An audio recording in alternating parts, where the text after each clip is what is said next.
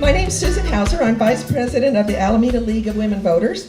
And on behalf of all the League of Women Voters of Alameda, we want to welcome you to this evening's Pros and Cons Forum. Your host, the League of Women Voters of Alameda, is a nonpartisan political organization. We neither support nor oppose any political party or candidate at any level of government. We organize forums like this one to promote the informed and active participation of citizens in government. Our moderator for this evening will be Michelle Elson. And before I hand off to her, let me just remind people, if you know of someone who has not registered to vote and they would like to, they can go to their polling place on election day and request a provisional ballot, at which point they'll probably be asked if they're registered. If they're not, they'll be given the paperwork to fill out. But they can vote by going to a polling place on election day and requesting a provisional ballot. So with that being said, I'll hand off to Michelle. Thank you all for coming.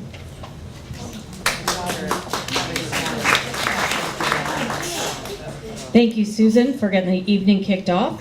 The focus of the forums this evening will be the regional and state propositions. And before we do the presentations, here are some guidelines that the League of Women Voters of California publishes to use in the evaluation of ballot measures. And this is a handy little how-to that they have on their website, how to evaluate ballot propositions. So the first thing you want to do, examine what the measure seeks to accomplish. Do you agree with these goals? Is the measure consistent with your ideas about government? Do you think the proposed changes will make things better? Who are the real sponsors and opponents of the measure? You can check where the money is coming from on the Voters Edge California website, votersedge.org/CA, and I believe you've got some bookmarks in the back with that address, so you don't have to memorize it before you leave. We'll also want to be taking a look at is whether the measure is written well. Will it create conflicts in law that may require court resolution or interpretation? Is it good government, or will it cause more problems than it will resolve?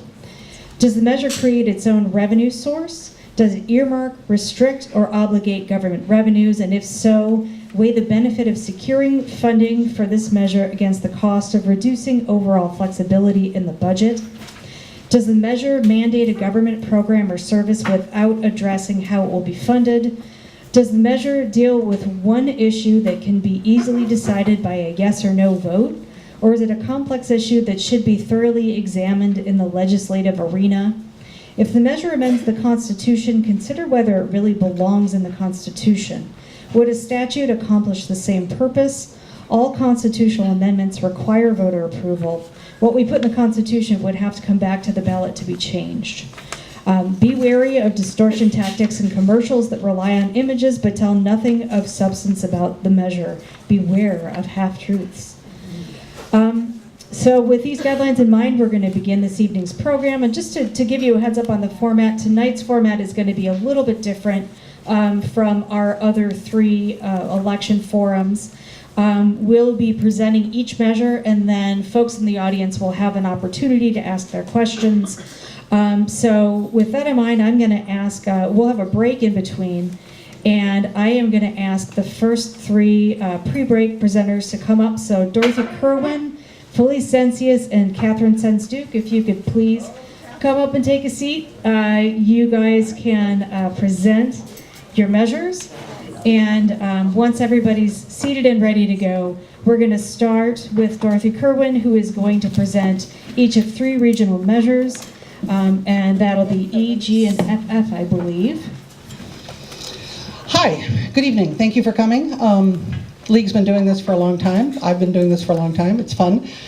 It's a big ballot. Those of you who have your voter information packets, I hope you weren't too intimidated by the time you got through page whichever it was. So I'm doing the regional measures, which are Peralta has 2 measures on the ballot and East Bay Regional Parks has 1. The first Peralta measure is a, what do they call it? They say it's the Peralta College's Education Renewal Measure Parcel Tax.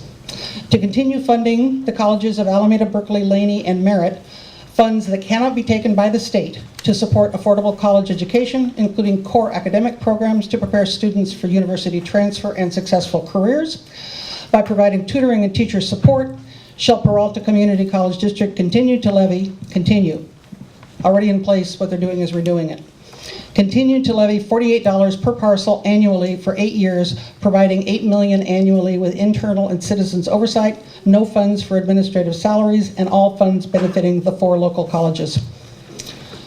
The situation: in 2012, 6 years ago, I'm sure we all remember, voters approved Measure B, a $48 parcel tax to fund academic programs in the Peralta Community Colleges. The tax will expire June 30th, 2020.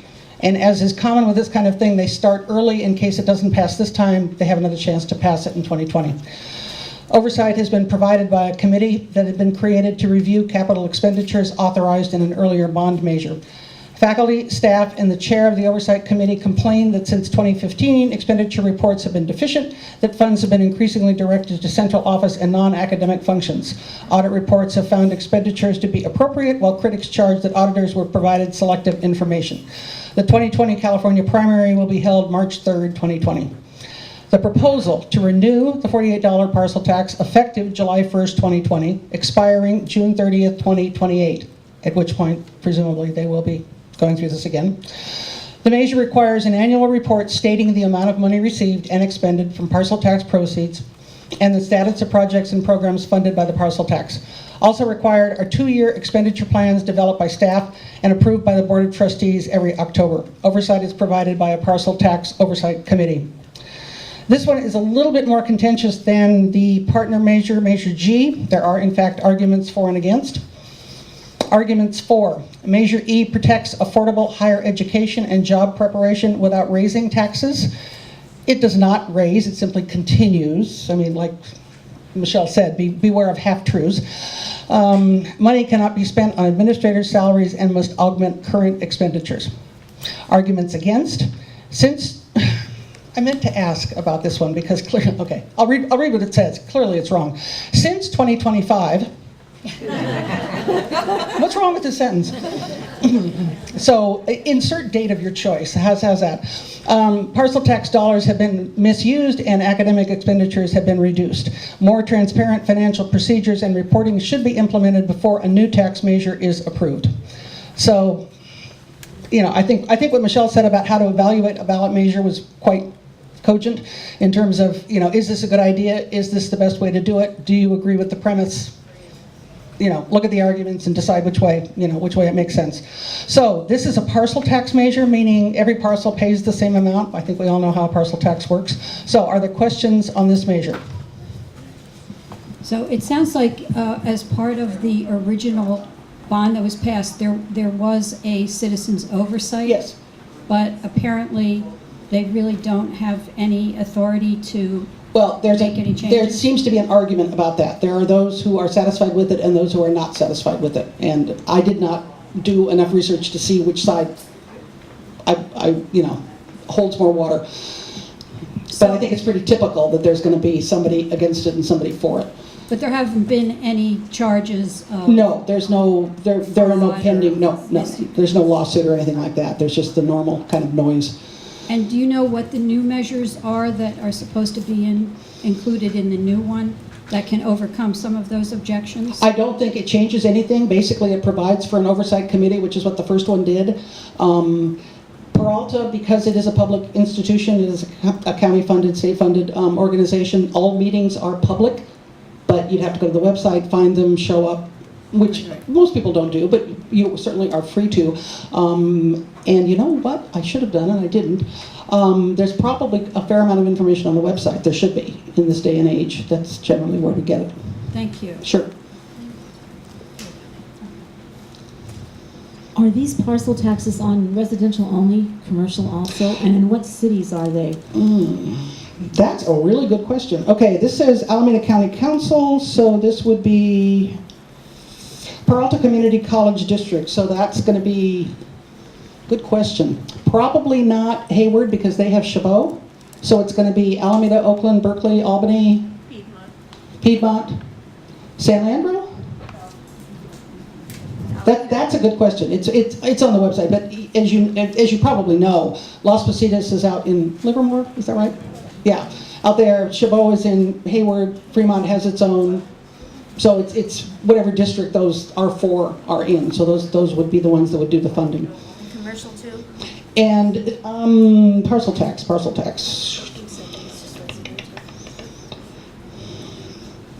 Parcel, for purposes of this special parcel tax, parcel of taxable real property means any unit of real property that receives a separate tax bill for property taxes from the county.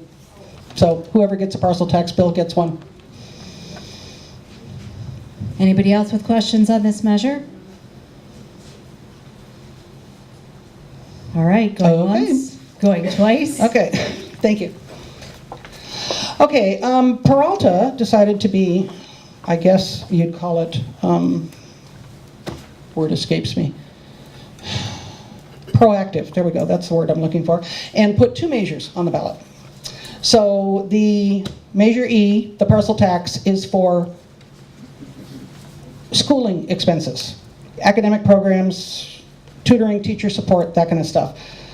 Measure G is a bond, and it's for physical structures. So that's the distinction they have made here. One is ongoing expenses, one is building buildings. So, Measure G. Ballot question. Oh, and I should have said, the Measure E, which is the parcel tax, requires a 2/3 vote for passage. Parcel taxes require 2/3 votes. The bond measure requires a supermajority, 55%. So, if you read all of the fine print in your voter handouts, you'll find that practically well, I shouldn't say that, I exaggerate, sorry. Many of the propositions on the ballot, some are 50%, some are 50% plus one, some are 55%. It's great fun. Ballot question. To upgrade aging classrooms, technology, science labs, expand job training classrooms, and acquire, construct, repair sites, facilities, equipment, shall the Peralta Community College District issue $800 million in bonds at legal interest rates with approximately $44 million in taxes raised annually for 40 years. Okay, so where are we? 2018 in 40 years is, oh my, I'll be 100. Yay! 2048.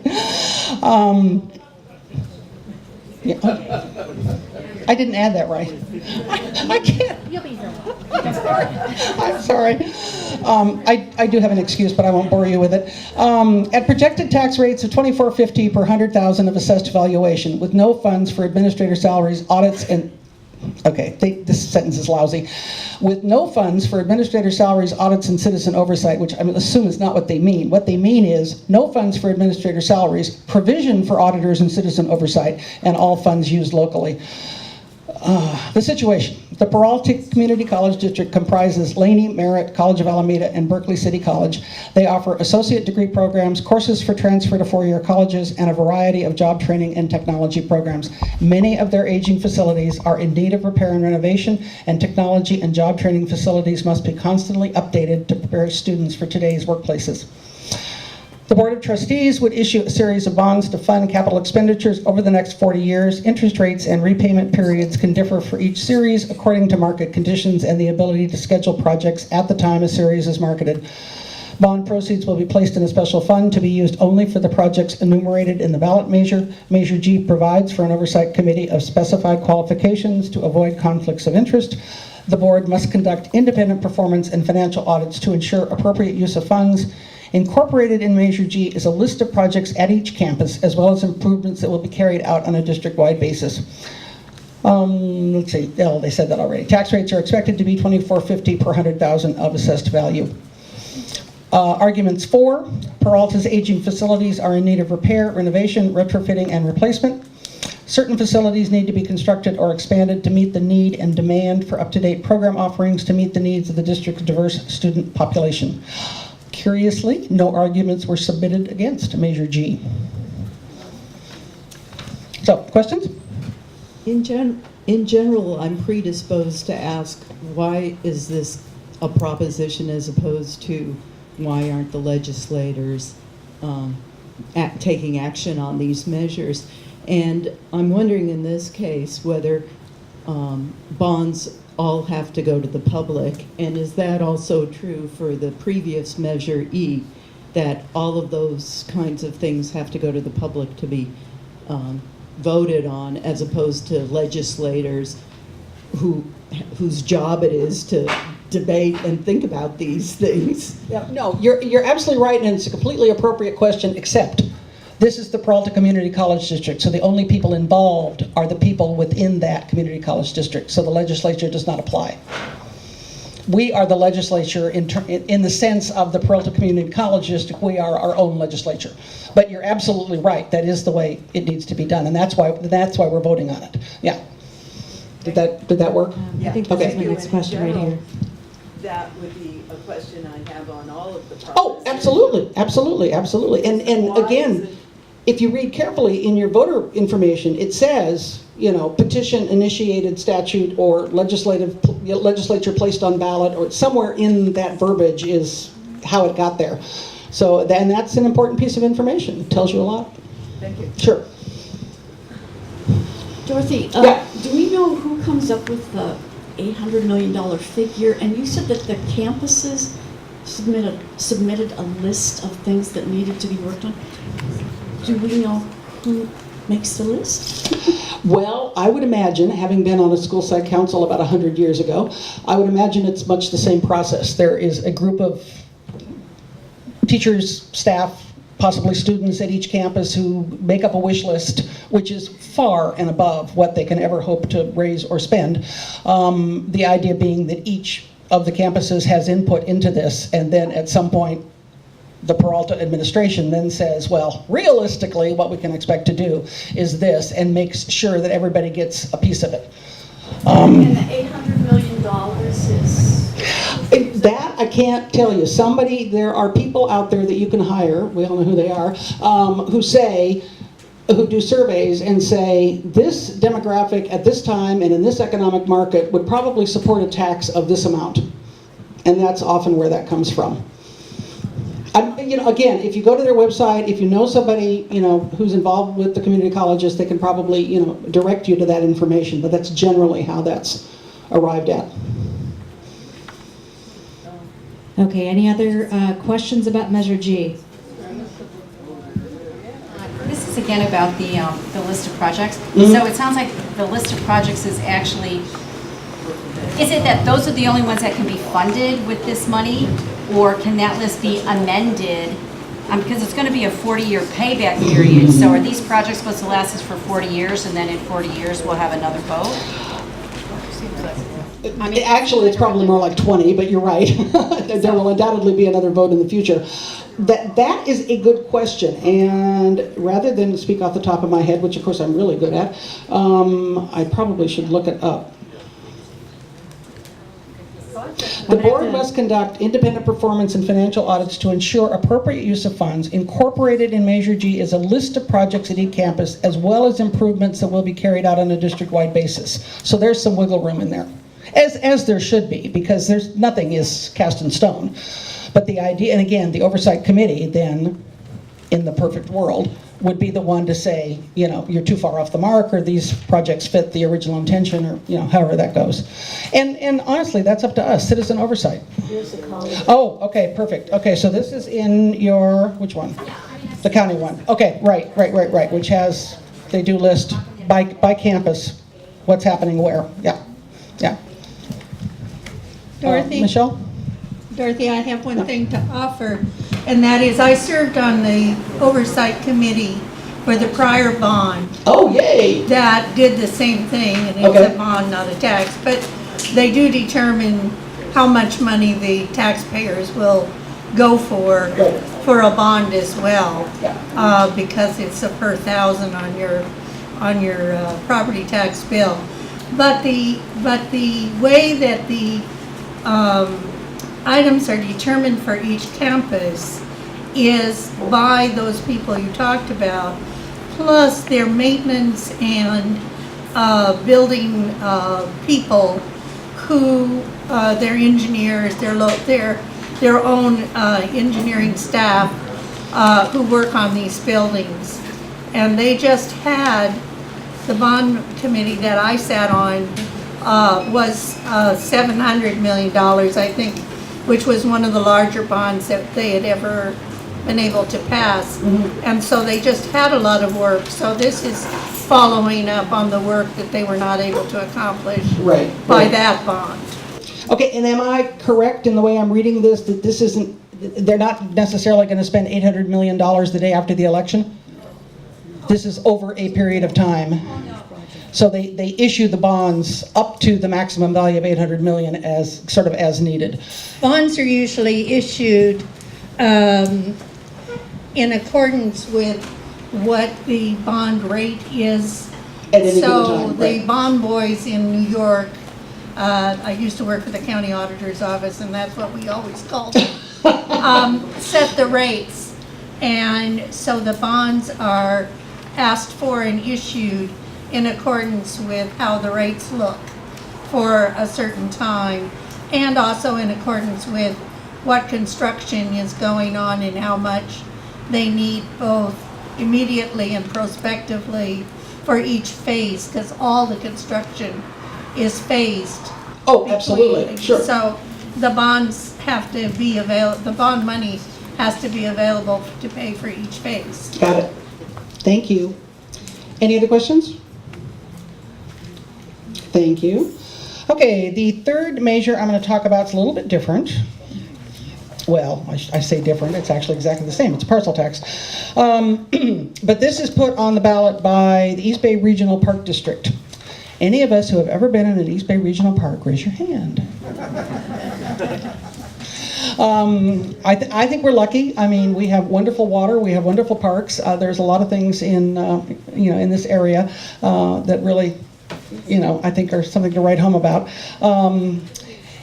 The East Bay Regional Parks wants to, what do they want to do? The question, I'm sorry, Measure FF. This is on your ballot, it's down there a ways. So the question, without increasing tax rates, again, be careful of what that actually says. What we're doing is continuing something. To protect against wildfires, enhance public safety, preserve water quality, shorelines, urban creeks, protect redwoods and parklands in a changing climate, and restore natural areas, shall East Bay Regional Park District be authorized to extend an existing parcel tax of $1 monthly, $12 per year, per single-family parcel, and 69 cents monthly, $8.28 per year for multifamily units, raising approximately $3.3 million annually to expire in 20 years. Keeping in mind that East Bay Regional Parks is Alameda County and Contra Costa County, it's a big area. So the situation, in 2004, local voters overwhelmingly approved Measure CC to maintain our local parks and has been effectively monitored since that date. A new normal and critical needs within the East Bay emerged. 2018 has become the worst year on record. California wildfire, I'm sorry, I should have read this first. Needed a little editing here. We know about California wildfires. We know what's going on out there. Another wildfire in the East Bay, like the 92 Oakland Berkeley Hills fire, cannot be risked. This meant that continuing the Park District's approved wildfire hazard reduction and resource management plan work was determined critical to reducing the risk. In addition, it was noted that there are 22 parks within the East Bay that were established over 80 years ago. The natural and built infrastructure in these parks average over 60 years old and continue to need more proactive investments. These older parks in the district include, do you want me to read the list? Okay, fine, you can read the list. Yeah, there's a bunch of them. The Park District conducted public and stakeholder outreach to engage the community about local park and open space. In the Measure CC area included 3 community meetings, 4 public board meetings, and hearings. They engaged, they did what they were supposed to do. They determined what it is that needed to be done out there. So the proposal, Measure FF is an extension of Measure CC, continuing the existing voter-approved funding for the regional parks in western Alameda and Contra Costa counties without raising taxes. The proposal is to extend critically needed investments to protect from wildfires and increase public safety, as well as protect natural resources. This means enhancing and maintaining natural habitats, stewardship, forest restoration efforts, continuing to reduce fire hazards. Boy, that's the word they're using, isn't it? And wildland-urban interface, and the creation of a sustainable redwood management plan. There we go. So part of the proposal is to protect from wildfire, increase public safety. Part of the proposal is habitat restoration. And part of the proposal is visitor center enhancements. Enhancements involve completing 50 new projects that include addressing older parks and facilities that need improvements, converting parkland from industrial to natural landscape at Gateway Regional Shoreline. I only know one person who might know what that is. Where's Gateway Regional Shoreline? Sorry. I'm sure we could look it up. Redeveloping former GSA property at Crown Memorial State Beach. Most of us know where that is. Enhancing historic facilities at Tilden, improving water quality at Temescal, improving natural habitat at McLaughlin, renovating Keller Beach, and improving habitat at Miller Knox. There are also plans to upgrade the marina at Lake Chabot. There are a variety of environmental education projects that will help communities to experience nature nearby that include providing interpretive and recreational staff at regional shoreline facilities. So the fiscal impacts of this: Measure FF is an extension, extends the existing parcel tax of $1 a month, $12 a year. Okay, what does this say that I didn't already say? Passage of Measure FF will allow the continued collection. Oh, I know. Measure CC expires in 2020, so this works the same way as the Peralta one did. It doesn't expire till 2020, but in general, they come one election cycle before, just in case something happens, and that way they have another chance at it in 2020. Passage of FF will allow the continued collection of the amounts currently collected by Measure CC without raising taxes. Built-in taxpayer safeguards include the same effective fiscal accountability and transparency requirements that are already in place and regularly practiced by the Park District and monitored by the Budget and Finance Committees. Measure FF will appear on ballots in both Alameda and Contra Costa counties, and it lists the communities. If 2/3 of the qualified electors voting on this measure for approval, proceeds of the tax will be used for these specific purposes. There are supporters, there are opponents. I'm not sure they say anything too terribly surprising. The threat of wildfires is real and potentially devastating. Without Measure FF, we risk cutbacks to the protections currently maintaining and safeguarding our parks. Measure FF will increase public safety across all parks, preserve water quality, protect natural habitats. Supporters include the Sierra Club, Save the Redwoods League, Golden Gate Audubon Society, Save the Bay, Alameda County Fire.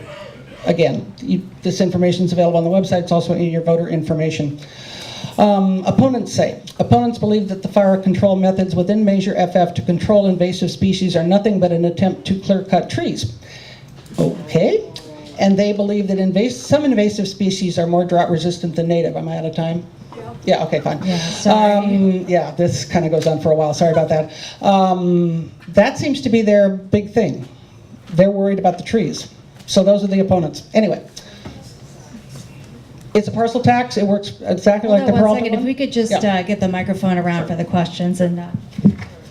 Hi, is it working? Yes. Okay. I'm not sure the opponent was presented accurately in this. I don't know if any of you have ever been in a wildfire. I haven't been in one, but I used to live at 6953 Buckingham, which is close to the Hill Highlands, and it burned down to absolutely nothing in the 1991 firestorm. The man who wrote the opposition argument, Peter Scott, he is a longtime Oakland Hills resident, a survivor of both the 1970 and 1991 fires. In fact, his home burned to the ground with his mother in it, and they were trying to get her out, and the fire department was assuring them that the family that she was going to get out, and she wasn't. One of the first things they discovered when they went back to their home was his mother's skull, which was discovered by his daughter, who committed suicide 10 years later by hanging herself over the spot. So the man writing the opposition is knowledgeable about the devastation that can occur on all fronts, physical, financial, emotional, of a wildfire, and he is genuinely motivated by stopping wildfires in the Oakland Hills. He doesn't agree with this measure for an interesting point. It does not provide for the clearance of the brush that burns so ferociously and which people don't clear away from their homes up there.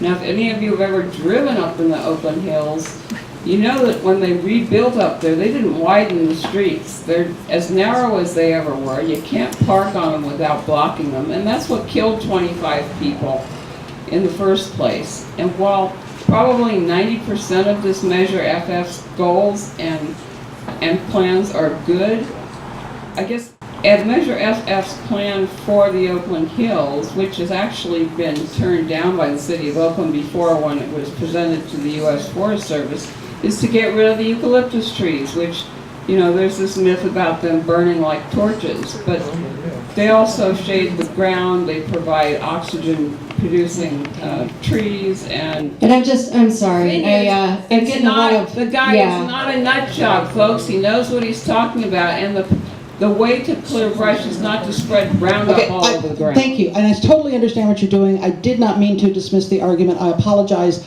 What is written in my materials only deals with trees.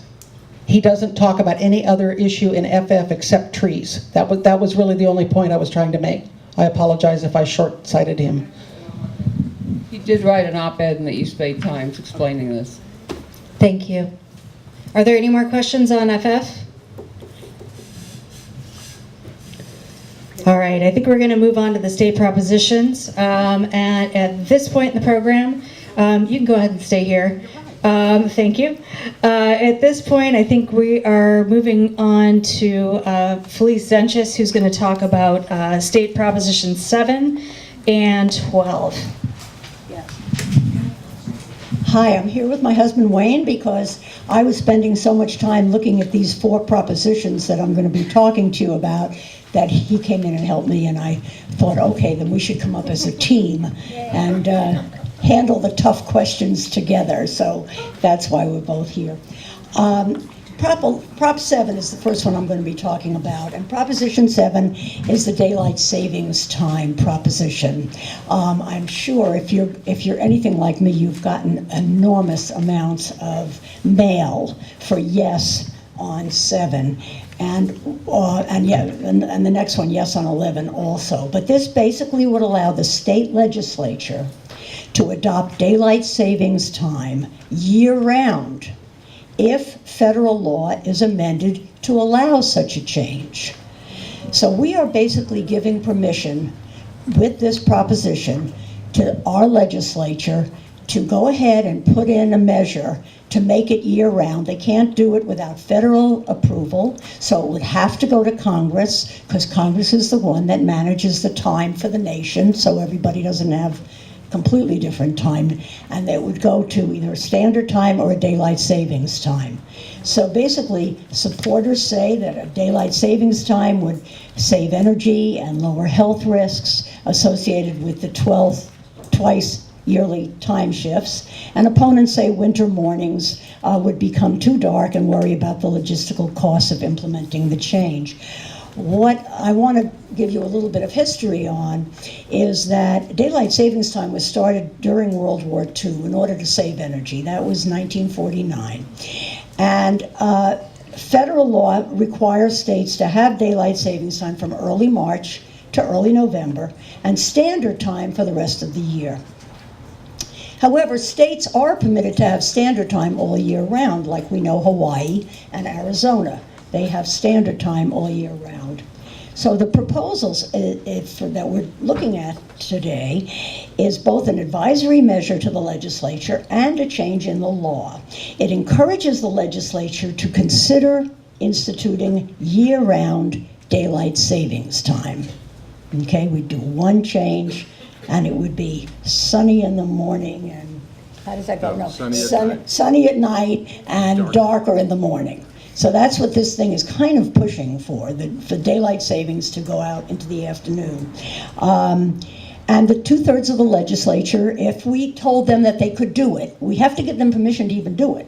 If we give them permission to even look at it, they need a 2/3 vote to do it and to put in a full daylight savings time all day, every day, all year long, no 2 switches, no switching back and forth. But the Congress and the President still have to approve and sign it. So that's what this bill basically does, and it has. I read you a little bit about what the supporters say. None of it is actually proven very much, but supporters say medical studies show the risk of heart attacks and strokes increases during the days following a time change. I guess everybody, we have a great thing that we do about, but I can't tell these people, no. So all of a sudden, we have an extra hour that nobody knew about, so I think you can have fun with it also. But changing clocks twice a year increases our use of electricity by 4% and increases the amount of fuel used by cars. So that's it. There's really no formal support or opposition to this. It's kind of what you like. So, I mean, you know, when I read it, I had a quick reaction about whether I wanted it to be dark in the morning or dark in the, you know, earlier in the evening. So that's where that sits. And if you have any questions on Prop 7, I'll try to answer them. Thank you. Thank you. Just wondering, does the legislature need our permission? The measure says permits the legislature by 2/3 vote. Why do they need our permission? They're not entitled to do this themselves? No, they are not. We voted way back when on how we would set it, back in 1949, how we would set up our time. So if the people voted in, the people have to vote it out. Doesn't this mean if they do keep daylight savings time, children will be going to school in the dark for months? Yes, it does. It means actually we checked the latest time that it would happen, and sunrise could be at 8:30 in the morning in January. in other words, we're not changing the sun, we're just changing the clock, you understand? So, but it could be that. I'm seeing some confused faces here. In 1973, President Nixon and the Congress voted for this to happen. And I was a teacher, and I was driving in the dark to school, and it was scary to be driving with kids walking across the street and just thinking of the consequences. So I don't have a question about it. I am definitely opposed to this, having lived through it for that. It lasted for 1 year, and then it was changed back to the way it was. And yes, people did not like having daylight savings time all the time because it was too dark in the morning. But let me just explain that I'm not going to give you, our sense of it. But from a teacher's point of view, and I know that young lady over there that just spoke, the teachers didn't like this at all because they were starting with their kids in the dark, and it was just no good to drive them, and etc. So, anything else? You're the one that looks very confused. That's why I said. No, I heard something. I heard actually a little bit about this on the radio. I agree with the teacher that it is a safety issue, but isn't this a waste of taxpayers' money to debate something like this? You just leave it the way it is. Well, no, I mean, to debate it, I don't know, it has to go back. We have to tell the legislature that they can make the law to ask Congress, because we can't do this in California. I see. Okay. So no, it's not a waste. This one Okay. isn't. There are some that are. Thank you. And I'll tell you about those. There are some that really are a waste. Okay, so we're done with daylight savings time. We all understand that one?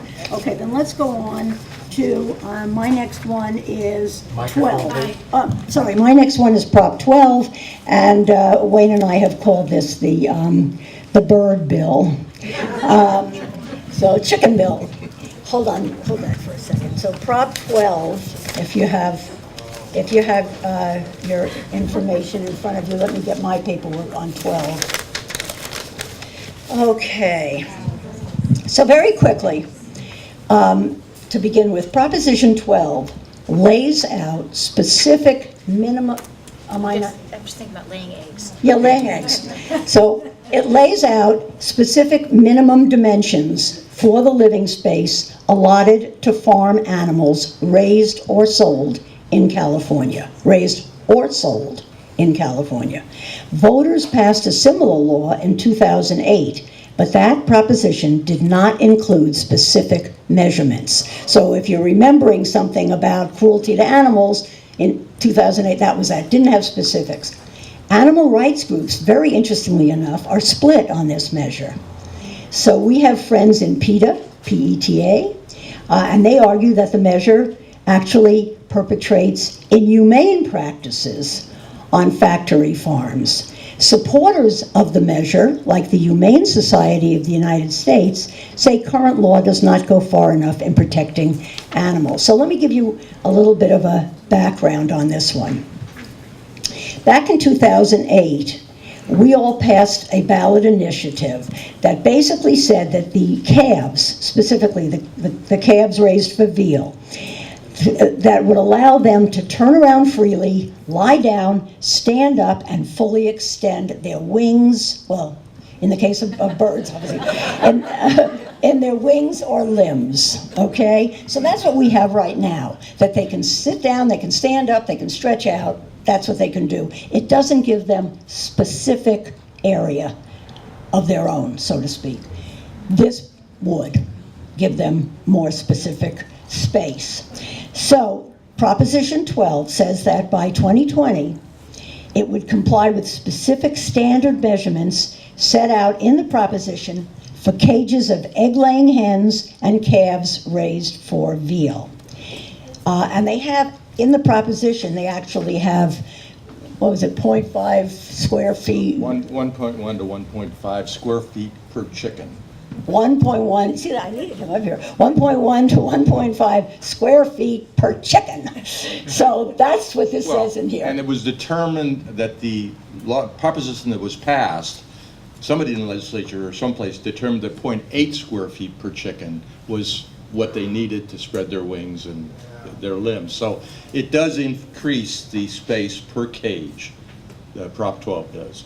But some of the groups that are the pro-animal groups, because you want to, well, I wanted to be pro-animal, so I'm looking for the pro-animal group, but the pro-animal groups are actually, arguing about this one.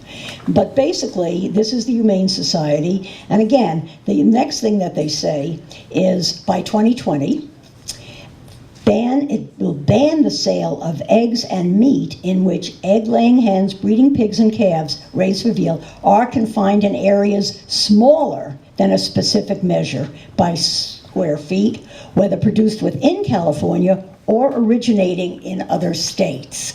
So you see, that's why I said earlier that it's actually raised or sold in California. So it would say, okay, Arizona, you got to do it our way, or else we're not accepting any of your veal or any of your eggs and things like that. That's a very big deal. However, I just want to tell you, just to make it a little more confusing, Congress is presently developing legislation. Okay, I won't get that. Congress is developing legislation to prohibit California from banning products that don't meet these requirements. So they're not going to let us tell Arizona what to do, or they're not going to let us say what we want to be sold in our own state. So that's just in Congress right now. But if this proposition goes through, then those two things will clash in the courts, and that's what will happen with that. Basically, I wanted to look because the I'm sorry, because we don't have a timekeeper. Okay. We've got 3 more propositions to do in the next 12 minutes. So I think we need to take questions and move on. I was just going to give the money on this, but Yeah. that's okay. You can basically find it. But the Humane Society and Open Philanthropy Action Fund gave millions, and then a group called Humane Farming Action Fund gave all of the money on the other side, which is $566,000. So that it just breaks out that way. So if there's any questions, I'd be happy to take them. Okay, thank you. I think we had one in the back. Did you have a question? I didn't understand. So what is the current law is 0.8 square feet? Well, the current law is just to give them room to spread their wings and their limbs, and it was determined somewhere that this was 0.8 square feet. That's not in the proposition, but that was determined to be good, because it's kind of subjective. Okay, and does this prop take effect in 2020 if it's? Yes. Okay. Okay, so I'm going to present one bond measure and one ballot initiative measure.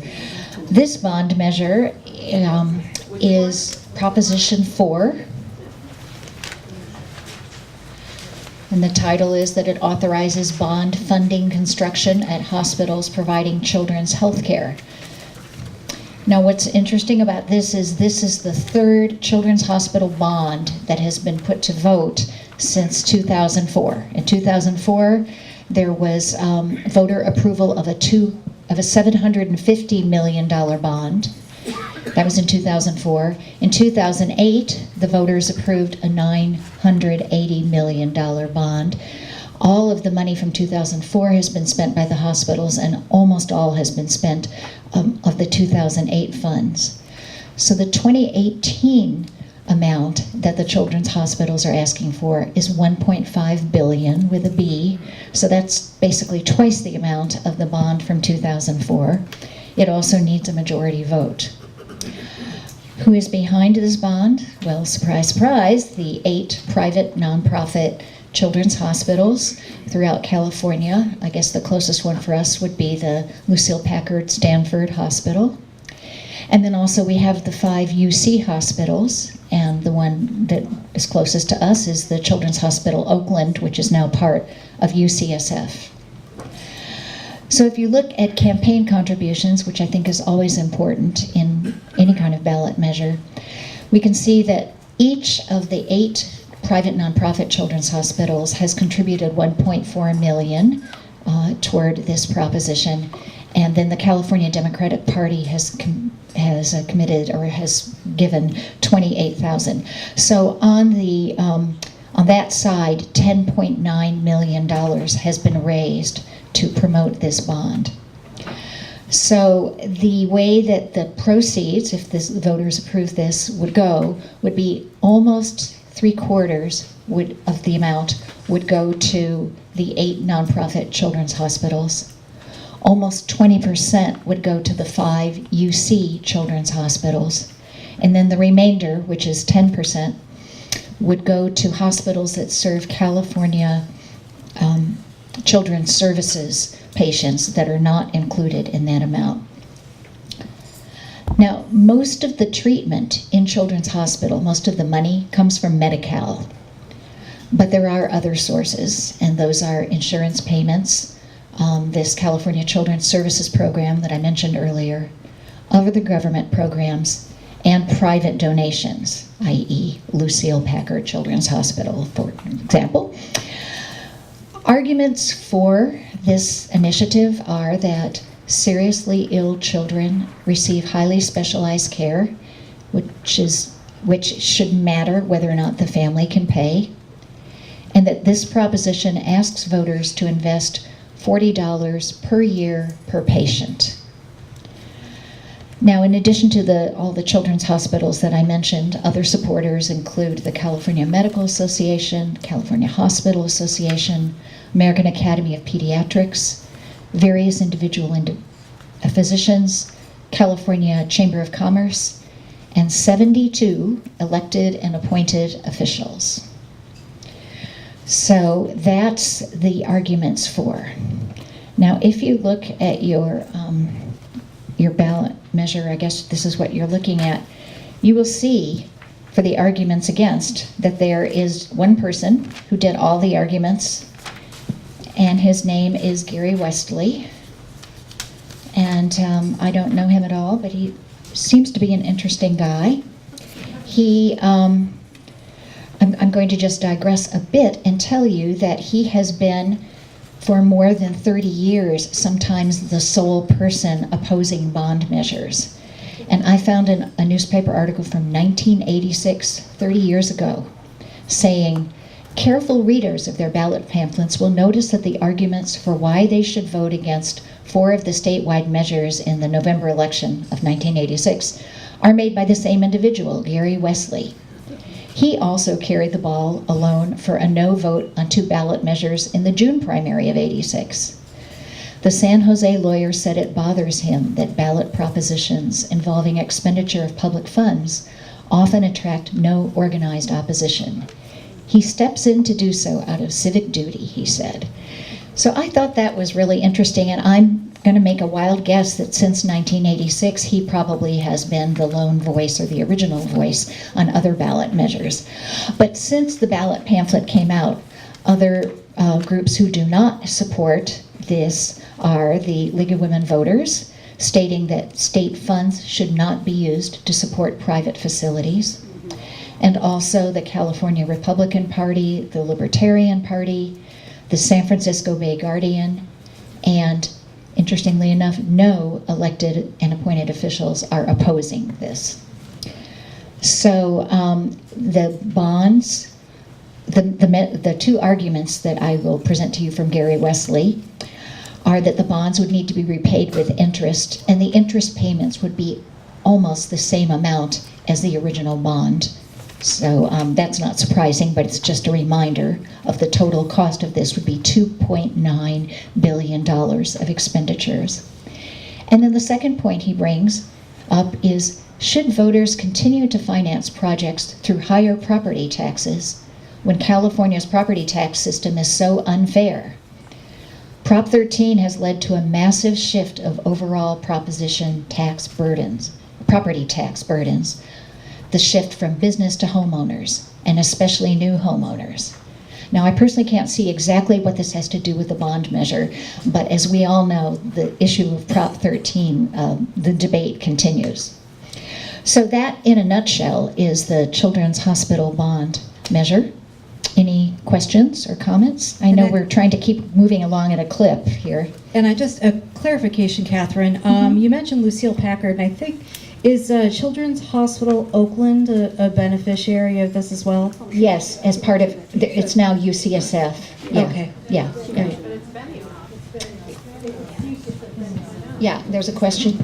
In the book, excuse me, in the book it lists Children's Hospital of Oakland separately under private nonprofit Children's Hospital, and UCSF is listed below as just the San Francisco Children's Hospital. Okay.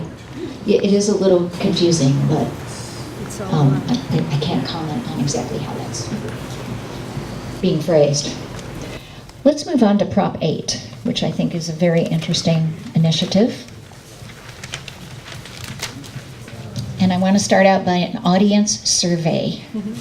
How many of you have seen an ad about the dialysis clinics on TV?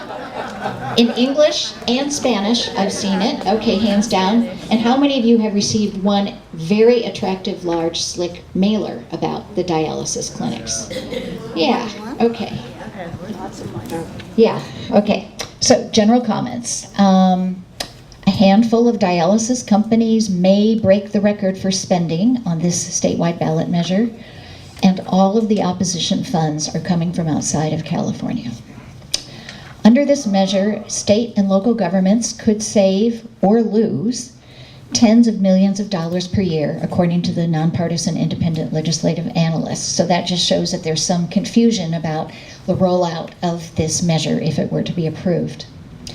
It's somewhat complicated and could be subject to different interpretations, probably mainly by the California Department of Public Health. The main players in this are, on one hand, labor, specifically SEIU, United Healthcare Workers West, a little bit of the California Democratic Party, and on the other side we have two very large dialysis companies plus some smaller ones. So a little bit of background on what's happening with dialysis clinics. The number of people in the U.S. diagnosed with kidney disease is increasing by 5% per year.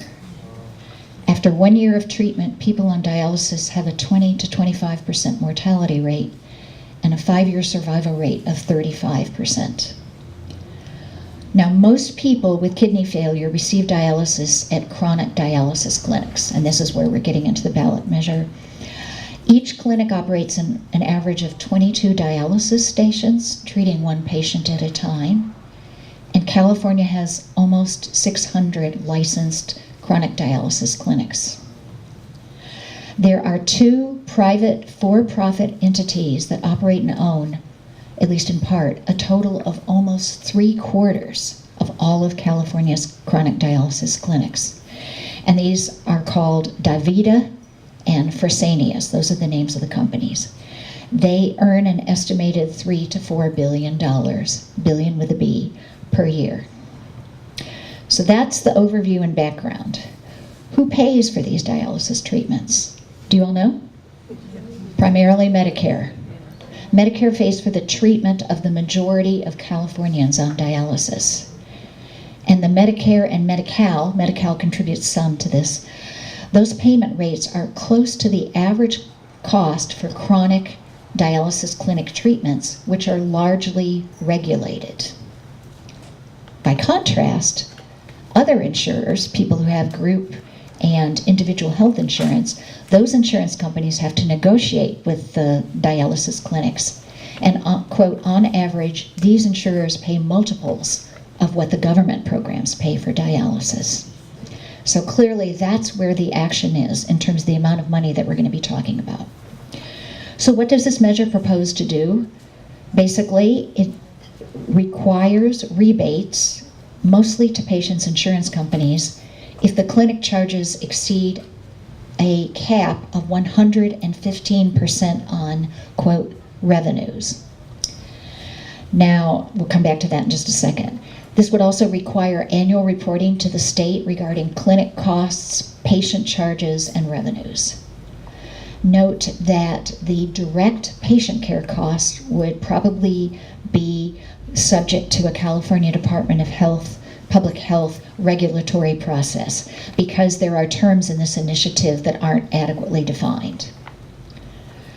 So, what is going to be the fiscal impact if this passes? It would depend on how the dialysis clinics react to the law and how the courts and the California Department of Public Health interpret the law, and especially how, quote, allowable costs would be defined. There would also be administrative costs because of this regulatory process that would help define these costs.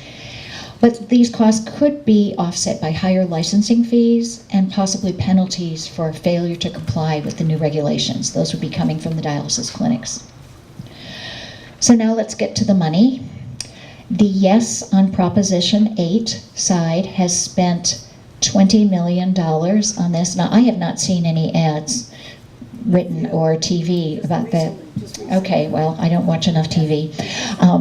And 100% of this money comes from California.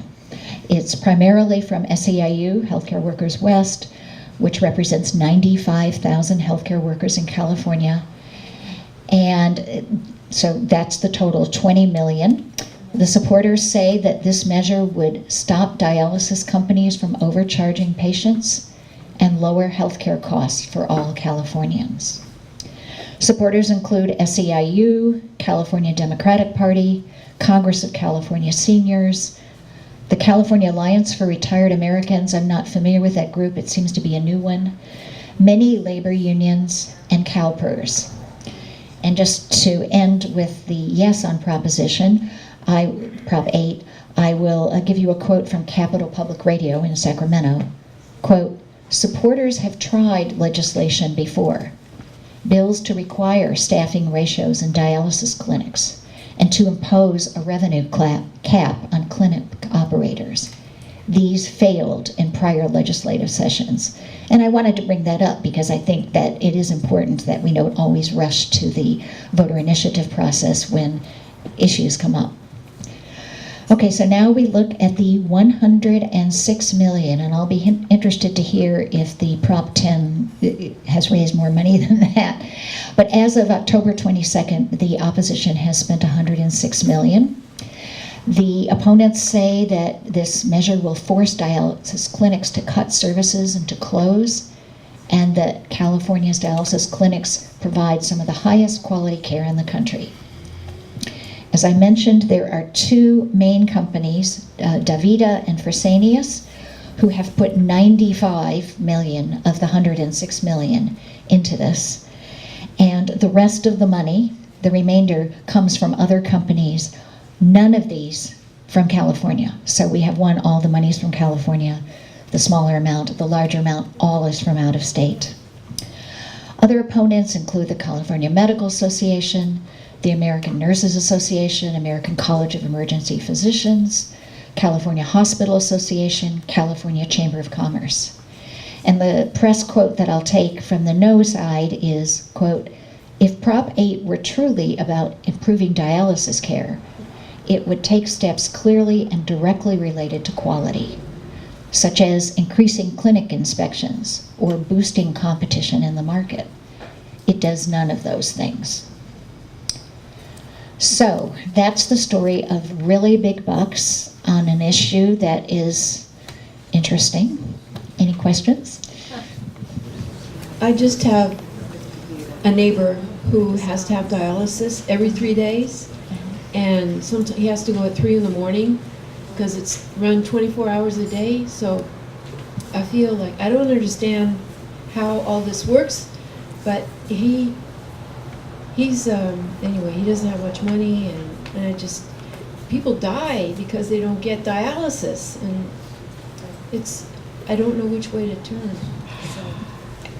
I'm not sure that this measure addresses that issue. This measure is really about the money and not the number of clinics. But it is very clear, you remember that I said that the number of people in the U.S. diagnosed with kidney disease that's increasing by 5% per year. So I think there's going to be more and more people who themselves or know somebody who is being affected by this. But this is really a fight about the money between basically the labor unions and the two large out-of-state headquartered companies.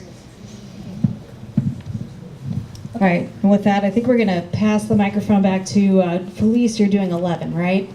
And we're going to try to get through this in the next 5 minutes. No, don't do that to me. Come on, just because I'm the last one here. We're going to stretch, and then I think we're going to move on to the next couple of things. Yeah, this is an easy one. This is an easy one. I just want to say one thing to Catherine out of an editorial comment. I worked in the legislature for many, many years, and one of the things I know about propositions and television ads, when you start seeing ads coming months before the election, that's big money talking. And No on 8 came months before the election. And I looked at it, and it has all these wonderful people who have dialysis, and your heart goes out to them, and they need the dialysis treatments. Beware. So I will now go on to Prop 11. Prop 11 would continue to allow private ambulance services to require their emergency medical service employees to remain on call during meal and rest breaks. It also guarantees technicians additional training and some paid medical health services. Why is it on the ballot? That question's kind of been asked. Why are we dealing with it? 2 years ago, the state Supreme Court ruled that security guards cannot be required to keep their radios on and remain on call while enjoying a meal or break time. A number of private ambulance firms are now facing class action lawsuits in California courts over similar break time violations.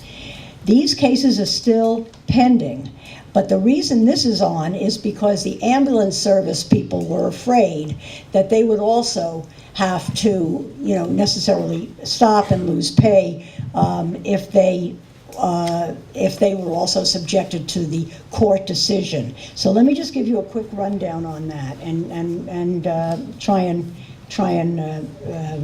finish this off. Historically, security guards who are on a rest break were required to remain on call, not off duty. They're on call and they're on a rest break. So if an emergency came in, they had to interrupt their rest break. And that is the way it is right now with ambulance people, okay? They have to remain on call even if they're having a sandwich or whatever. In 2016, Augustus, which was the court case, said, no, you can't do that. If a security guard is on a rest break, he cannot be interrupted. They must be off duty, even in an emergency. And the guards won that case. So in that time now, since 2016, security guards, when they're on their break, they are totally on their break. And they could be there, the ambulance could be a block away and you're having a heart attack, but another ambulance would have to come and get you. So Prop 11 would change Augustus, would change the court case, and go back to the emergency medical standard personnel to remain on call even during work breaks. It keeps them on call during work breaks. So it's good for the providers because it would relieve them of cost of operating more ambulances to cover off-duty breaks. And it says it'll cost them $100 million to do that. But basically, that's what it comes down to, is whether these rest periods, whether these breaks are absolutely true breaks, all phones are off, you can have your sandwich, and it doesn't matter if somebody's dying a half block away, or if you remain on call during those breaks, and so even though you're having your sandwich, the phone's going to ring, and you're going to be told to stop eating and get back into the car and get over to the person. So those are that's basically what Prop 11 does. It would ensure that.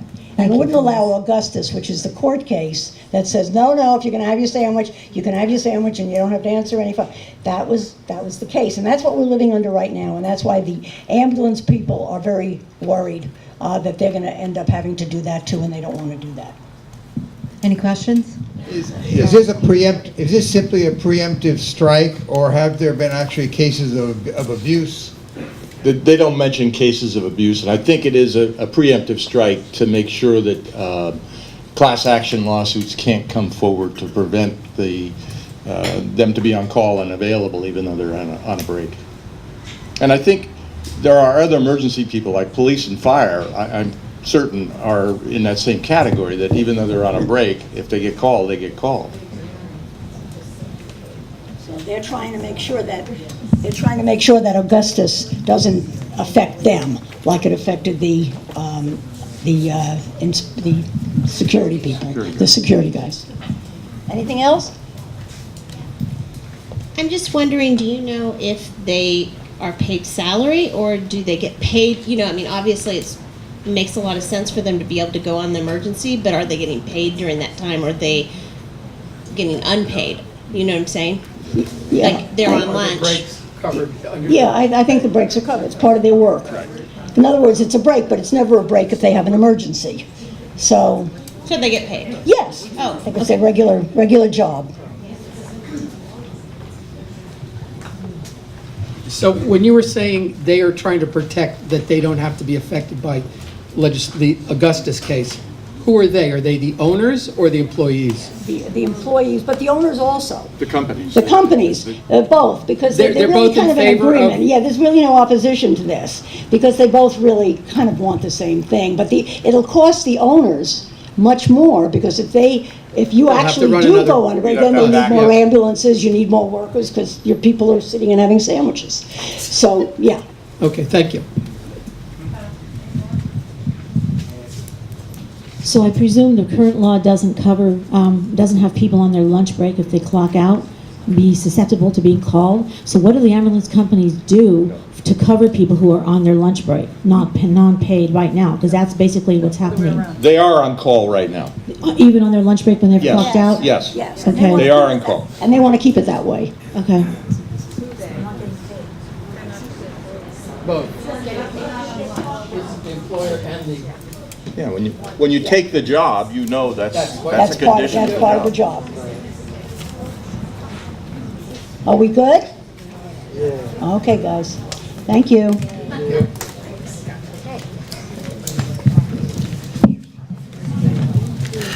All right, since we're running a little bit late, I think what we're going to do is have a quick seventh inning stretch while we swap out our panel, and we'll see if we can get back on track and get out of here before the lights are shut off. Here is going to be talking to you about two state housing bonds, 1 and 2. I'm going to ask everybody, please take your seats. Please take your seats, we're starting. Thank you. So I'm going to be able to go very quickly because state propositions 1 and 2 are very uncontroversial, and I'm going to combine them. They are two housing bonds. They are or two housing propositions, and they are referred to us by the state legislature. That means the state legislature has approved them, and they are asking for voter approval, which just requires majority approval. Okay, so Proposition 1 authorizes $4 billion in general obligation funds to support existing affordable housing programs for low-income residents, veterans, farm workers, manufactured mobile houses, infill and transit-oriented housing. So it would provide housing for up to 30,000 low-income households, 7,500 farm worker households each year. It would also help about 15,000 home buyers with down payments and provide home loans for about 3,000 veterans every year. The bond, $4 billion, would be repaid over 35 years, costing about $170 million annually. So people for say that this is desperately needed, additional housing for low-income people, veterans, and so on. Those against just argue it's a kind of a generic argument, saying it only it's not enough to fill the need, which it obviously isn't, and that it involves more borrowing of money by the state. So I'm just going to go quickly to the who's supporting and who's against, because this is actually a totally one-sided proposition. Money raised, yes, on proposition to approve this bond, over $5 million. And the major donors are the Chan Zuckerberg Advocacy Program, that's Mark Zuckerberg and Priscilla Chan. The Chevron, PG&E, KP Financial Services, Housing California, and so on. There are over 560 community organizations that have supported this, not with money, but on the plus side, and a number of over 91 elected and appointed officials.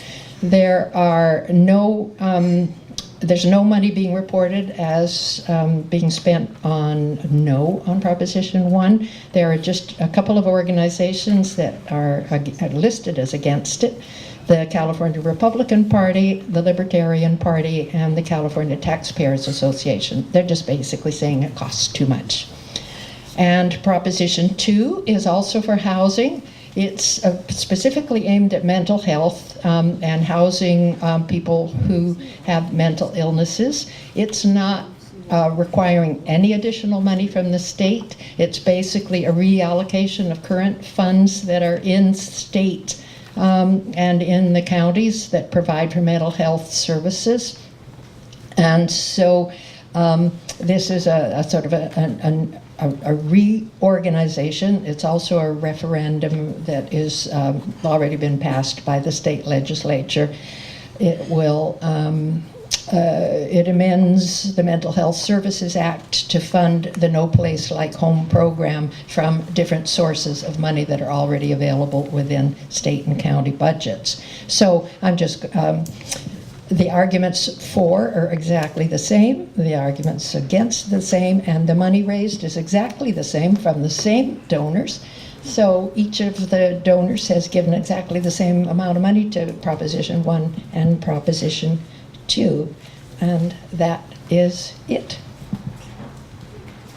No questions. Any questions? Actually, there are questions. Let me just remind everybody, if you could just give us a second to get the microphone to you. We are recording tonight's forum for the folks who weren't able to make it. Thank you.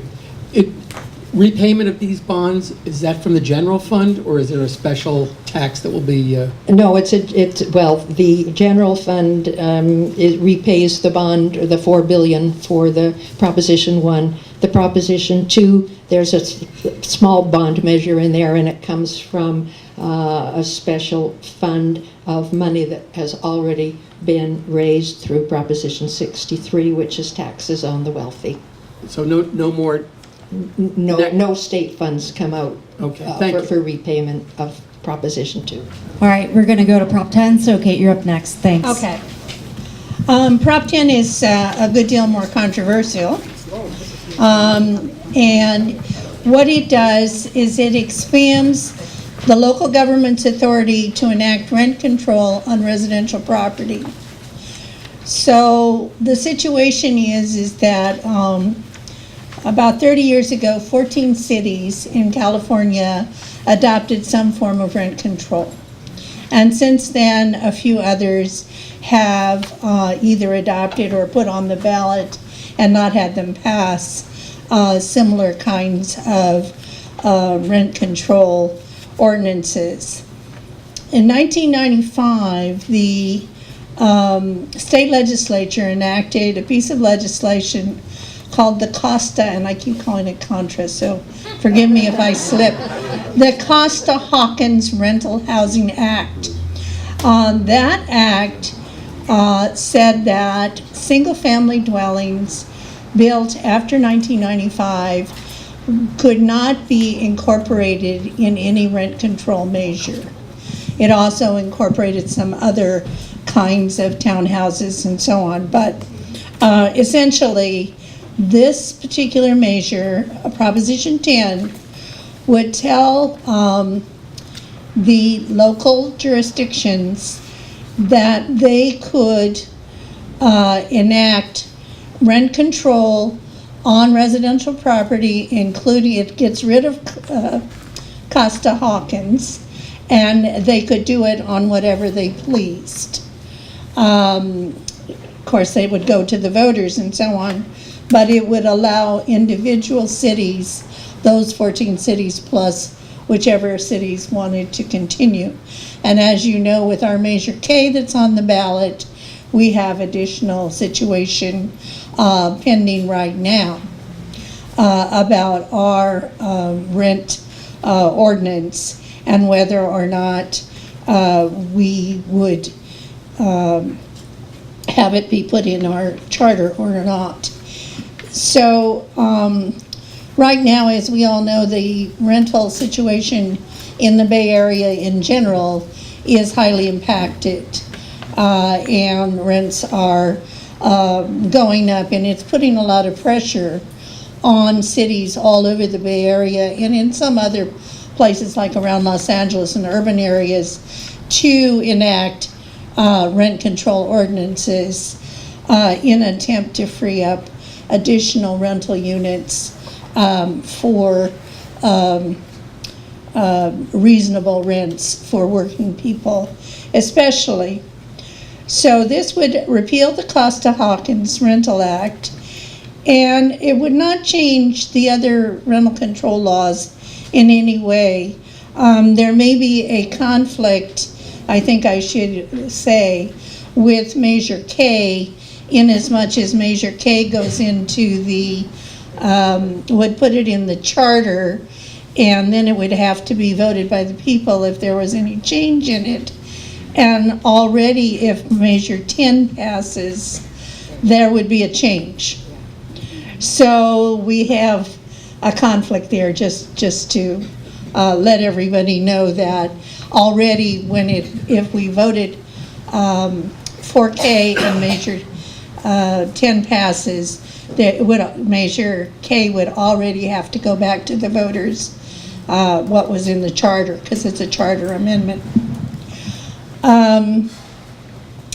The fiscal effects are really difficult because it would depend a lot on how the rental market reacted to the passage of this, and it would also depend a lot on how local jurisdictions decided to employ or to introduce further rent control or not in their own localities.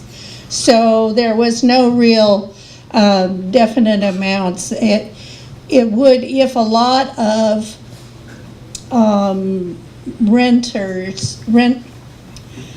landlords took rentals off the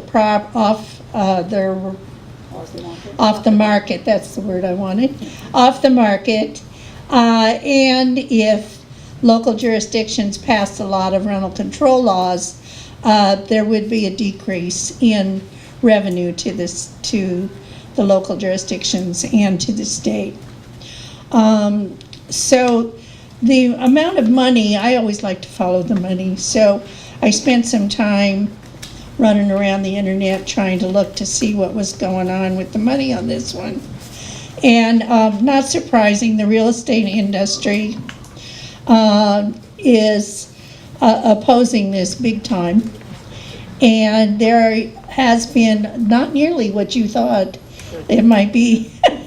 There has been so far, as of the middle of October, $64,316, 181,177 in opposition, and the support is less than half that, 25,079,368. So 25 million.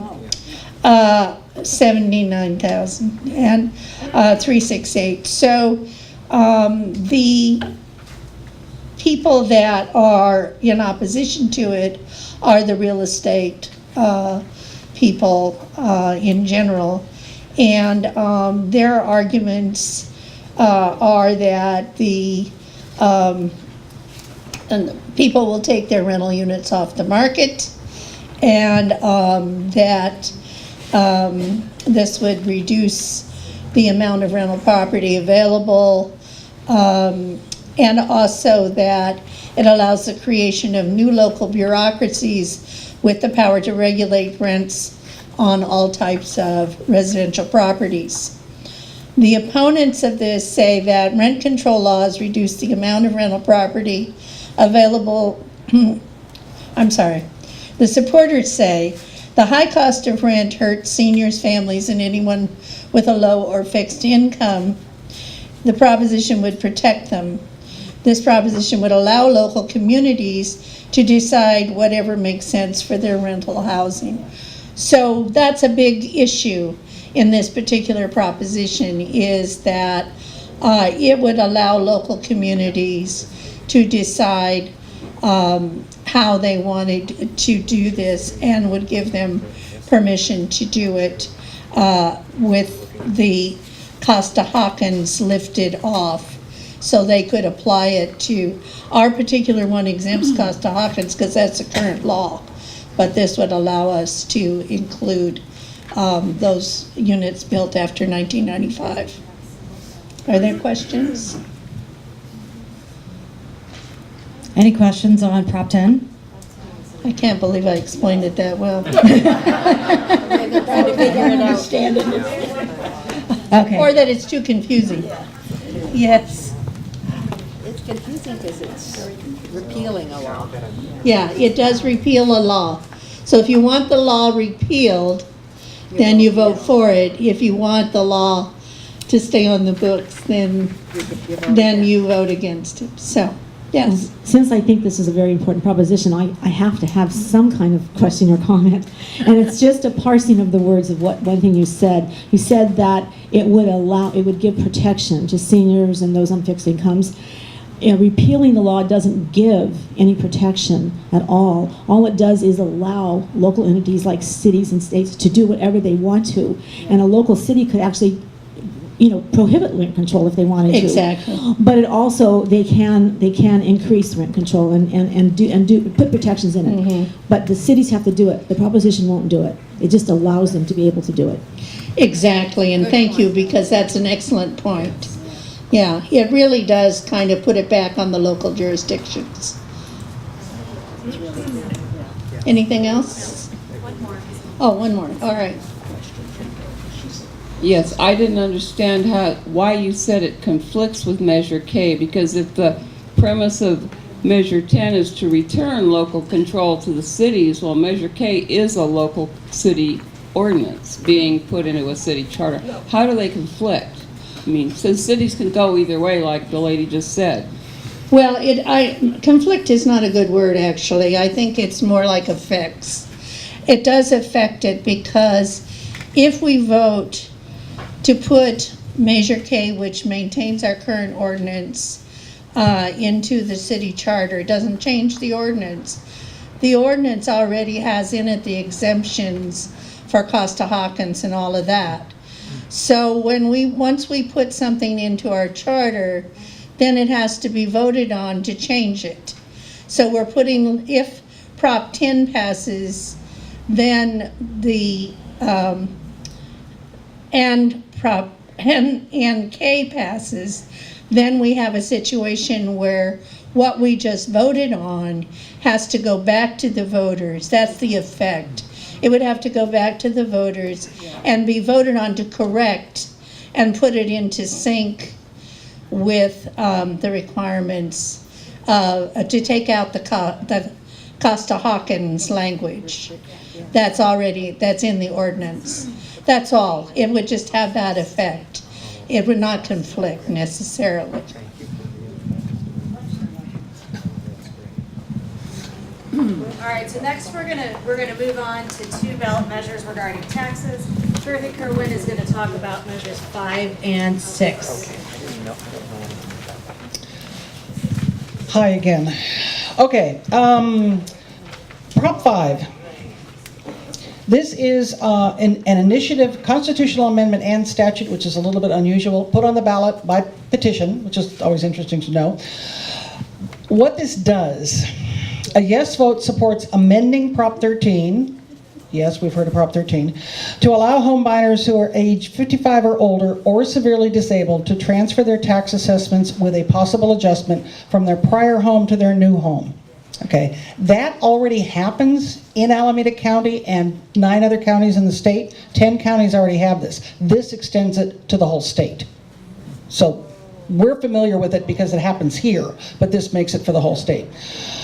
No matter, what it also does is right now, it works if you buy a less expensive home, the new measure works either way. You can buy more expensive or less expensive.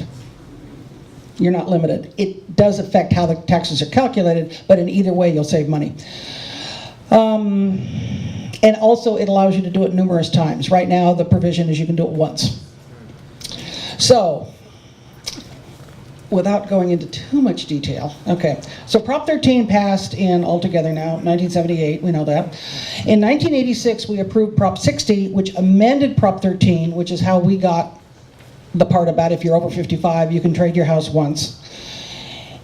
In Prop 90, we said you can do it in another county, and 10 counties agreed to participate in this program. Now they've decided, this petition went up and said we should do this for the whole state. So the fiscal impacts of this, which, like Kate says, you follow the money. The fiscal impacts of this are annual property tax losses, okay? Lovely to save money on your taxes, but also means the state's getting less money.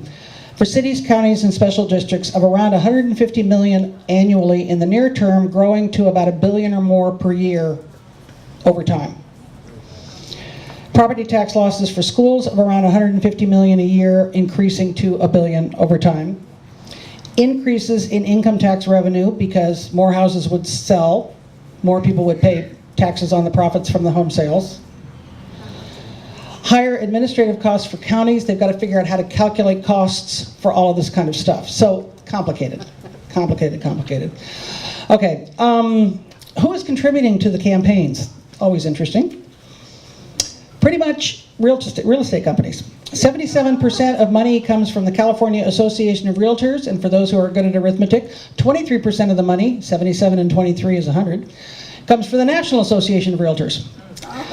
They've contributed $13 million. The No on Prop 5 people have raised about, not quite, $3 million. It's a popular measure. The effect is that we'll lose money for the state. So somehow that money's got to be made up somewhere along the way. That's the part you have to look at.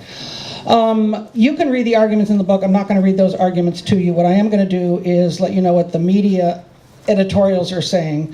So the media editorials in support of the measure, saying this is a good idea. Orange County Register. While it's true this reform will benefit many wealthier Californians, the tens of thousands of moves estimated by the legislative analysts is sure to free up critically needed housing stock, and that's one of the key issues on this. If those of us who are still living in 4-bedroom houses all by ourselves with 2 cats sell our house and move to something smaller and more reasonable, because I now have more flexibility to do that, that will free up housing stock. It doesn't build new houses, it just, again, you judge whether or not you think that's going to happen. San Diego Union Tribune, the sponsors of Prop 5, real estate agents, came up with the measure to pad their pockets.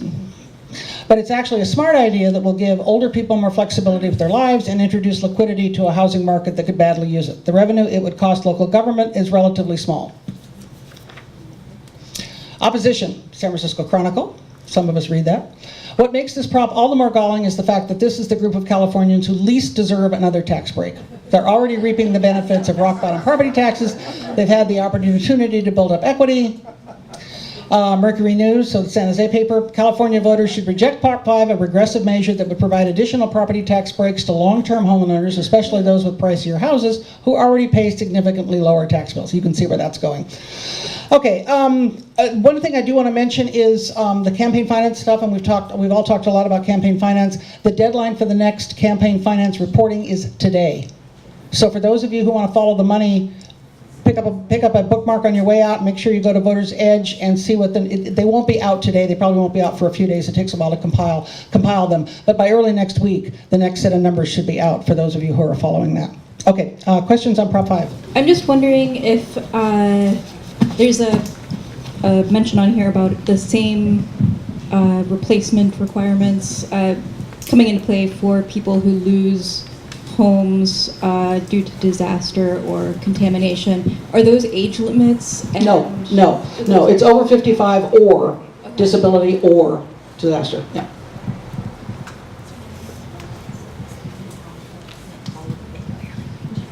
I think this is a really important one for those of us who are getting older. I'm one who, within the last year and a half, sold our family home that we had for 37 years, and I bought a condo here. I was very fortunate because I was moving from Contra Costa to Alameda County. Alameda is one of the counties in the state. I think there are only 9. You said 10. Well, my information said 10, but it's one or the other. But at any rate, it's very few counties that will allow you to move from county to county. And many of us that get older are moving where our children are. And they're oftentimes not in the same county we are. You know, I was fortunate that I moved from Contra Costa to Alameda. If I moved from Alameda to Contra Costa, I could not move my tax base because Contra Costa is not one of those counties that agreed to do it. Ma'am, I'm sorry. We're running short on time. Did you have a question? No, I had a statement. Okay, we're going to have to move on. I'm sorry. Okay, moving on. Prop 6. This one, I've seen very few TV ads because I watch Netflix, but this one I've seen an ad for. So, 2017, the state legislature, doing its job, debated and decided to pass the Road Repair and Accountability Act. What it does is what's commonly referred to as a gas tax, 12 cents a gallon. I'm sorry, Proposition 6, pardon me. Proposition 6. This engenders an awful lot of heat.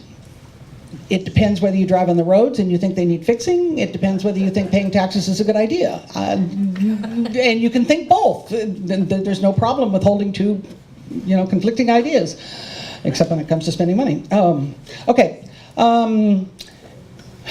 As of 2018, increasing a tax in California requires a 2/3 vote of each state legislature and the governor's signature. Prop 6 would create the additional step of voter approval along with legislative passage and the governor's signature to impose, increase, or extend fuel taxes or vehicle fees. And again, this was put on the ballot by petition. This is not a legislative initiative. I'm trying to speed up, which means I'm leaving some of the stuff out here. Okay, who's behind the campaigns? That's good. $35 million has been raised for and against Prop 6. More than 87% of the total was raised by opponents of the ballot initiative. So, like Kate was saying, look at who's, or I guess Felice, look at who's against it. It's always interesting to see, and when it started, how slick the ads are. The Coalition to Protect Local Transportation Improvements, I'm sorry, which supported Proposition 69, we voted on earlier, or reorganized as No on Prop 6 on July 3rd, 2018. No on 6 and allied committees have raised $30 million. So you're getting stuff in the mail, you're seeing stuff on TV, you're trying to figure out which way this goes. The ballot summary says this will pay for repairs and improvements to local roads, state highways, and public transportation. requires the legislatures to submit any new measure affecting any kind of fuel for vehicles to be submitted to the electorate for a vote, which adds another step to it. It also means that you can't figure out that you're going to have to go back to the electorate if you want to change it again. Okay, somebody here earlier talked about the legislature doing its job. Okay, and what is it that affects the legislature? The legislature deals with stuff that affects the entire state. This affects the entire state. We elect these people, they go to Sacramento, they decide what we think is a good idea. We like what they do, we re-elect them. That's how the system works, okay? The petition says, we didn't like what they did, we want to do something different. Okay, so we're gonna get rid of it. The fiscal impact would be to reduce state transportation tax revenues of $2.9 billion in 2018-19, increasing to $4.9 billion annually by 2020. These revenues would have supported state highway maintenance and rehabilitation, local streets and roads, and mass transit. In addition, potentially lower transportation tax revenues in the future from requiring voter approval of any submitted tax increases. So it is a lot of money. It really is a lot of money. It is statewide. That's part of what's going on with this. Okay, the official arguments are in the book. I'm not going to read them to you. You can read them. Voters a voice, give voters a voice, which is one of the groups that is supporting this. I don't know them, but whatever. Yeah, that wants this eliminated, right. Remember way back when they said we wouldn't have any ballot propositions anymore in which a yes vote meant no and a no vote meant yes? Because that used to be a real common way of doing things. I'm not sure what happened on this one. Yeah, somehow they didn't write this one quite right. So Give Voters a Voice says, the legislature allows these new higher gas and car taxes to be spent on bike lanes, but not new roads or highways. The legislature prohibits the new higher gas and car taxes from being spent on increasing capacity on our clogged highways. Motorists will be sitting in the same traffic and suffering the same long commutes and paying more for the privilege. Californians now pay the highest gas prices in the nation. By 2021, many Californians will be paying close to $2 a gallon extra because of taxes, fees, and government-created costs. Sacramento politicians have the wrong priorities. Other states with lower gas taxes have better roads because they make transportation a priority. Okay, so that's some of the supporters of the measure, which is to eliminate the tax, keeping that in mind. Okay, the opposition is a lot of Sacramento. The governor, members of the state legislature, including California Chamber of Commerce, which actually is not always on that same side. They voted to oppose the ballot initiative. This will hurt job creation and the state's economy. Reliable transportation infrastructure is critical to get Californians to work, move goods and services to the market, and support the economy. This measure would eliminate more than 680,000 good-paying jobs and nearly $183 billion in economic growth that will be created fixing California roads over the next decade. Not sure where they get their number. But I find that interesting because the California Chamber of Commerce is pretty generally against taxes. In this case, they like the fact that it's going for roads. Okay. I think that's it. Anything else? I think that's it. I mean, honestly, if you like Kate says, if you chase this down the internet, you can find stuff all over the place. The LA Times is against it. The Monterey Herald is against it. The Chronicle, the Mercury News, Sacramento Bee. Pretty much, yeah. It's got a lot of opposition. Questions? Has anyone provided an analysis of what will happen to the projects that are under construction?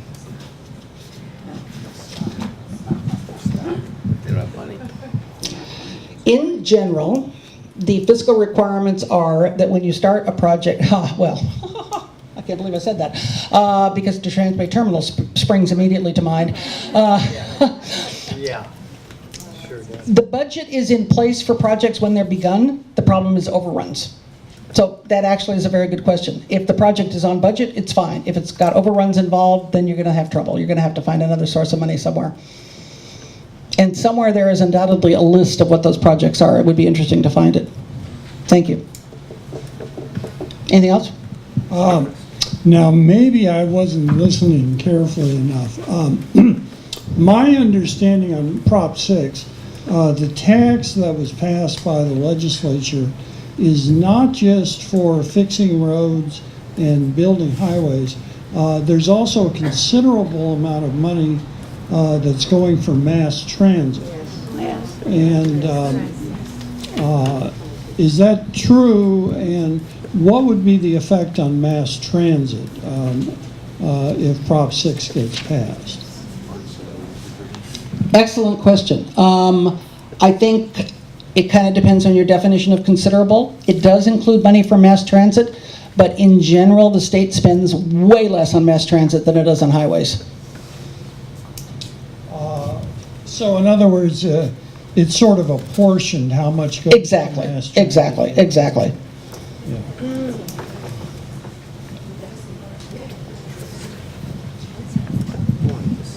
All right, any more questions on that one?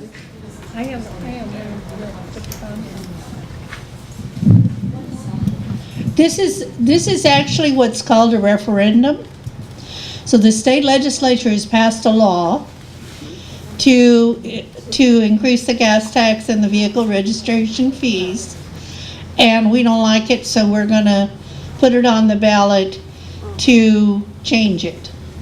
So that's where the yes and no, thing is if you like the fact that we're paying more vehicle registration fee and gas tax, then you vote no. If you want the opposite, then you vote yes. So a referendum is always a tricky thing. But in California, we have initiatives, referendums, and recalls. And those are our three biggies. And this is the referendum.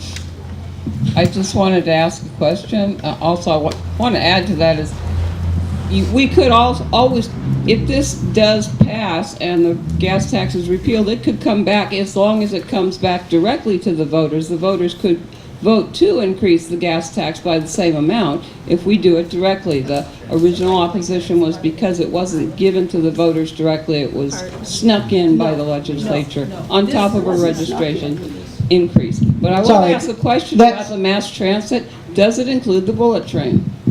Does this fund the bullet train? Good question. I don't know. That I'd have to look it up. But I do as cost overruns. I do have to correct what you just said. That's not true. What this does is require legislatively passed measures affecting fuel taxes to be approved by the voters. It's not something voters can do by themselves. All right, with that, Felice is going to bring us home with our very last measure. My husband's sitting here saying make it quick, so I will certainly do that. That was my plan. But this is a funny one only because Prop 3, sorry. Prop 3 is the water bond. And basically you'd think, well, that's a yes, but there's big opposition and big support. There's really divided on this one. So just give me a minute here and I'll maybe tell you why there's so much problems. Right now in California, various government agencies spend about $30 billion right now on water. Over 3/4 of that are spent locally and largely paid for by individual ratepayers for water and sewerage treatment plants and cleanup of storm runoff. Since 1970, voters have approved $31 billion in GO bonds just for water. So we have been approving this and approving this. Over the past 17 years, voters have approved $31 billion in general obligation bonds and included in June of 2018, just a few months ago, $4.1 billion for water. So we're very busy voting yes on water. This measure authorizes $8.9 billion in general obligation bonds, and so before I get the question, this is a general obligation. Principal and interest on general obligation bonds are repaid from the state general fund, usually over 40 years. So preempting a question, I'll probably get on that. And this gives categories like water supply and quality, all good stuff, fish and wildlife, water facility upgrades, the Oroville Dam, for the Oroville Dam upgrade, groundwater recharge, watershed land approved. All sounds great, but there's money left over from the June one. So they haven't even, begun to spend the 4.1 that we said yes to in June. So then you start looking at, okay, so who's for this and who's against it? And basically, you have a lot of people on both sides. It really does line up. But basically, supporters say that Prop 3 will fund projects to help increase water supply from a variety of sources, such as stormwater capture and desalinization. It will also help ensure that disadvantaged communities can have access to safe drinking water. And watershed restoration will improve water quality and protect agricultural interests. So the supporters say that. Opponents say we need more dams to collect rain and snowmelt from the Sierra. Proposition 3 provides no money for new dams. And it panders to special interests by making recreation and wildlife a priority over farmers. Paying back these new bonds will result in raised taxes. And I want to just say that on this water one, you have, with your supporting and opposing, which I just lost the whole list. Again, hundreds on each side. So you have, what did you want me to read? The League opposes it, so I just want you to know that. But I also want you to know the Sierra Club opposes, Save the American River Association, a lot of newspapers oppose it. Who supports it? A lot of water districts support it. And so the money is just all over in this thing, all the money. So basically, I'll give you a quick rundown of supporters. John Cox, U.S. Senator Dianne Feinstein supports it, League of California Cities, Chamber of Commerce, Ducks Unlimited, Western Growers Association. And again, the opponents, the Green Party, the Friends of the River, the League of Women Voters, Sierra Club of California, San Diego Union, and Sacramento Bee. So it's another big water bill, water bond. And that's, I could go into a lot of what it's going to do. You can see it in your own ballot, in your ballot book. It has a whole little graph about what it does. And so I'll leave that up to you because the hour is late. Any questions? Wow, I got an easy one. Okay, thank you. You did an awesome job. Thank you. Can we give all of our presenters a hand? Thank you, guys.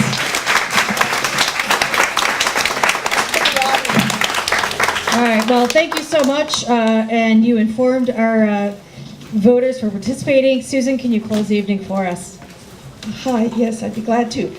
First of all, be sure to go to the polls on Tuesday, November 6th to vote or use your mail-in ballot. We encourage you to check the League's voter education website, which is votersedge.org, for more in-depth information about the candidates and the ballot measures. You can also obtain the address of your polling place at this website, as well as on the back cover of your voter booklet.